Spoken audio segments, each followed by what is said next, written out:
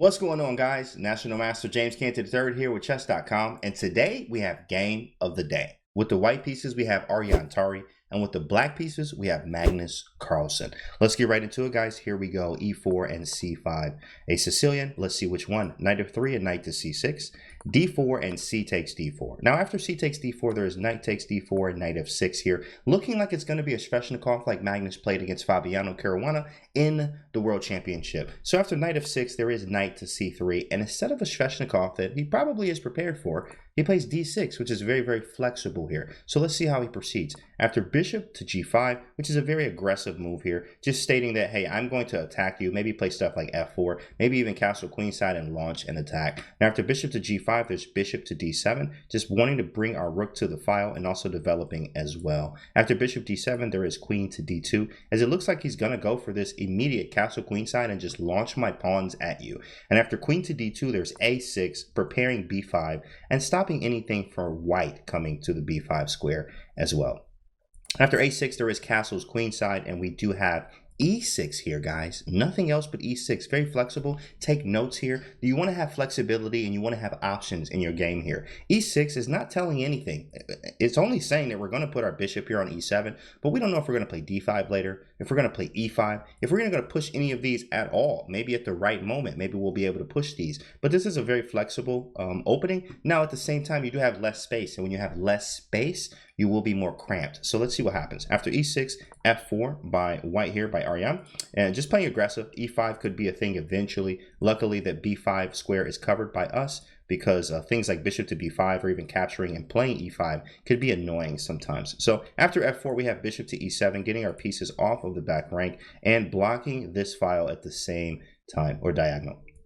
We have knight to f3. Very interesting move by Aryan. Guys, if you have more space, you want to do less trades. And if you have less space, you want to do more trades. So knight f3 is a very common move in these type of positions, just keeping the space. We don't want to trade. And if we do capture, then we could take with the bishop, and e4 is attacked. Rook to c8 still coming. And actually, black's doing just fine here. Now, after knight f3, black's like, let's go for it. It's that time. b5, let's go. Now, our king is still in the center here. We haven't committed to the king side, but we are starting our attack already in like Knight-or fashion. So for all the Knight-or fans out there, this is very, very similar in your type of play with a b5, and maybe even bringing the queen over to a6, to a5 or b6, and something to do with the knight, maybe knight to b4 in some cases, and rook to c8, and just start this queenside attack out of nowhere. After bishop to f6, which is a very interesting move here. Honestly, you do have to do something with this bishop. h6 is coming, and if you just back up, you could, but that's just not what we wanted to do. So after bishop takes f6, guys,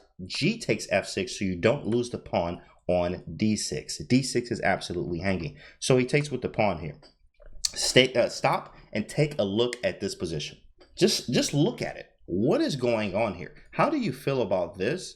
And how do you feel about white's position here, guys? This is very, very advanced chess, as these are both very strong grandmasters. Now, check this out, guys. In this kind of structure here, black is doing just fine, but he is definitely defending. He's trying to figure out what he wants to do here, and he's going to adapt over white of what white does. So let's see what happens. After g takes f6, there's king to b1. King to b1 is always a good move. They always say always play king b1 or king b8. If you castle queenside and you haven't put your king on the b file yet, you usually aren't fully castled yet, because things like rook to c8 is extremely annoying, and vice versa if you're playing black and there's a rook on b1 eyeing the king that may be on the c file, actually, not the b file. You want to put the king on the b file as quickly as possible. After you castle queenside, queen to b6, he gets the queen out of the way. Is he preparing to castle queenside? Well, let's see. After f5, which is a very strong move here, just saying, hey, I'm going to break some stuff up. Maybe g4 is coming, and we're just going to attack you as much as we can. Now, black's doing just fine here, but it does take precision and accuracy.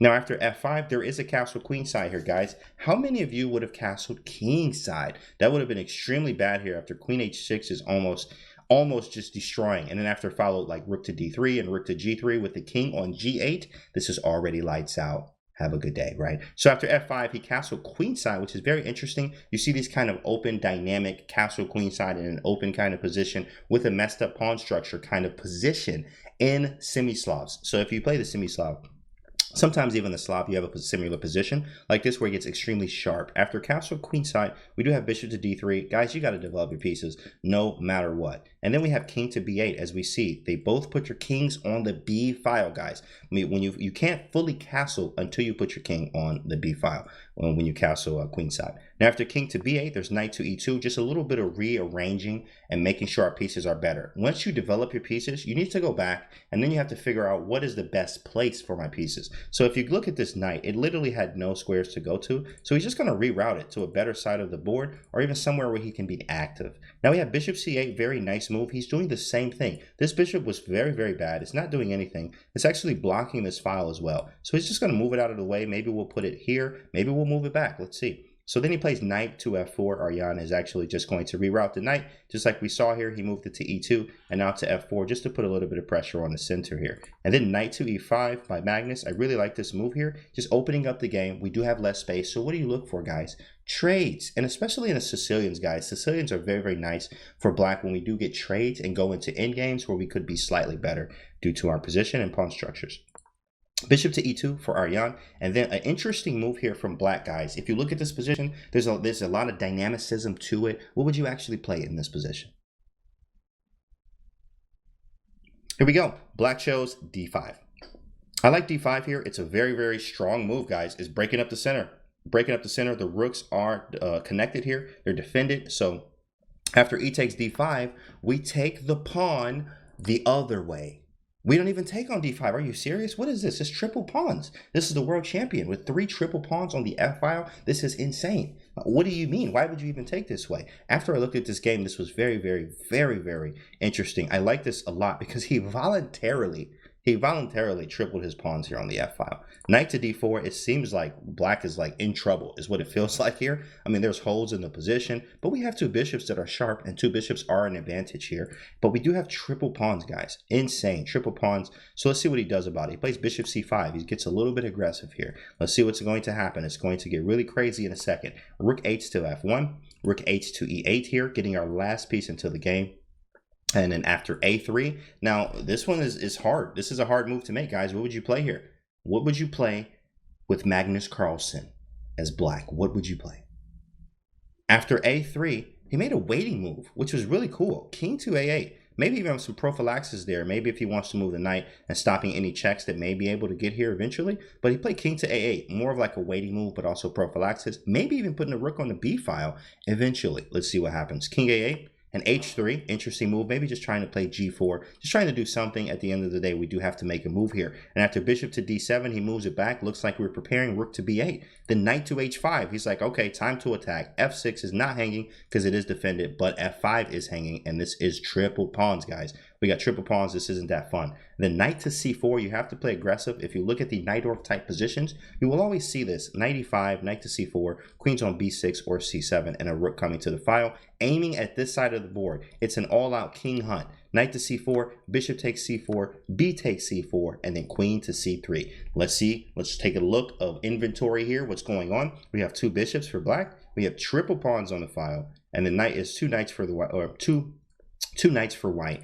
And 2 rooks and a queen. So after queen to c3, we have rook to b8, hitting the b2 pawn. So the queen's kind of trapped, not trapped, but he can't move from c4 or c3. If you take on c4, there's checkmate on b2. So let's actually see what he does to untangle. He plays rook to f3 here. And now, guys, this is a very highlight moment. This is a big boy move. Hopefully you did your tactics today. If you have, and if you haven't, then this is the time. Black to move, guys. What would you play? Magnus Carlsen lifted his piece and played what? In this position, if you said rook to e1, oh my goodness, wow, what is on the board? Rook to e1, can you even do that? Is that even legal? Rook to e1, look at this move, guys. If queen takes e1, self-explanatory. Queen takes b2, that's already done. Have a nice day. So he takes with the rook because it's forced. There's nothing really else to do. After rook takes e1, bishop takes d4. Wow, look at the pressure on the b2 pawn. This was a beautiful move here, guys. Rook to e1. Make sure you do your tactics and look for the moves that you don't think are possible. And he found it. Rook e1 and bishop takes d4, and then we have queen to b4. Just blocking the file, you have to do something because this is going to get very scary. Then he moves his queen to c7. And again, guys, we have triple pawns here, but what a decisive attack here. Amazing how he moved his king to a8, put the rook on b8, opened the file by playing knight to c4, and used every single piece to attack the king. A beautiful display. a master at work here, or grandmaster at work, world champion at work. Queen to c7 and d6. You take my queen, I take yours, but I'll be winning. So let's play queen to c6 and get out of the way. After queen to a5 here, bishop takes b2. It's going to get very crazy here. Let's see what happens in the next few moves. King to a2 and bishop to e5 as rook to b2 is definitely on the way. So he plays rook to b1 and says, not today. Rook takes, king takes, and then queen takes d6. Take a quick inventory. We're down in exchange here with black, but we have bishops and a weak king here with mate threats literally everywhere on the board, literally everywhere. So all kind of things are happening. I mean, even queen to b8 could be very scary as well. So king to c1, he gets out of the way, and then we have queen d4, centralize the queen. There's a check here, there's a check here, there's a check everywhere. He voluntarily gives up the pawn and says, hey, well, you don't have any other checks. You can't play rook to b3. That would be disastrous. But he can't play it. And you can't just do it with your queen. You don't even have a check. You don't even have a check. Wow. Just gave up the pawn to get more initiative here. And then c3 by white. And here we go, guys. Watch the precision. Queen g1, king b2. Queen takes g2, your rook's hanging. King to e3, now it's defended. f4, use every piece we have on the board. And after knight takes, bishop takes, rook takes, hey, we're out of the woods here. We're feeling great. We got that exchange. We're still up this exchange. Or are we up the exchange anymore? He gets it right back here. Beautiful, beautiful way, a display of moves here as he's able to come back here. Check. Queen e1, best move here, because queen e5 is mate if you go king f4. I mean, beautiful geometry of the squares here. Queen e5, king takes c4, queen e4 check, king to c5, I take the rook, and now you're down a piece. Not up in exchange anymore. Not enough checks here for a perpetual. We can always just block as well. But maybe, yeah, we could block. Maybe we could block, but if check king here is probably the best, to be honest. And after king to d6, we have bishop to c8, and then Arjan resigned right in this position, guys. There's really nothing you can do. After queen here, queen to b6, we just come back and block, and honestly, we're fine. And we're winning. We're up material here, and this game's going to be over very soon. So Arjan resigned right here in this position. What a game here, guys. This was an amazing display of just sit back and wait, and then start to attack, adapt over your opponent's position, and adapt to what they do, and find the best moves. Like rook e1, the ones that you didn't even think about. And this was a beautiful display by Magnus Carlsen. I am National Master James Canty III, and this was Game of the Day, and I'll see you guys on the next video.